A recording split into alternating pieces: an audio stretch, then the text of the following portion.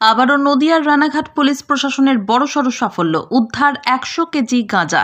গোপন সূত্রে খবর পেয়ে নাকা তল্লাশি অভিযান চালিয়ে একটি প্রাইভেট গাড়ি থেকে 100 কেজি গাঁজা বাজেয়াপ্ত করল নদিয়ার রানাঘাট পুলিশ জেলা। সূত্রের খবর, আজ সকালে রানাঘাট পুলিশ জেলার পুলিশ প্রশাসন গোপন সূত্রে খবর পায় কোচবিহার থেকে কলকাতার উদ্দেশ্যে একটি প্রাইভেট গাড়িতে করে বিপুল পরিমাণ গাঁজা নিয়ে যাওয়া হচ্ছে। আর এরপরই রানাঘাট পুলিশ জেলার পুলিশ প্রশাসন বেগোপাড়া এলাকায় নাকা তল্লাশি অভিযান শুরু করে।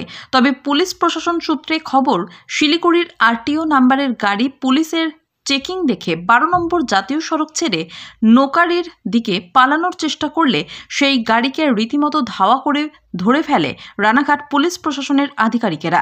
পুলিশ প্রশাসন সূত্রে খবর, আটক ওই গাড়ি থেকে 100 কেজি গাঁজা উদ্ধার করা হয়েছে, যার বাজার মূল্য আনুমানিক কয়েক লক্ষ টাকা।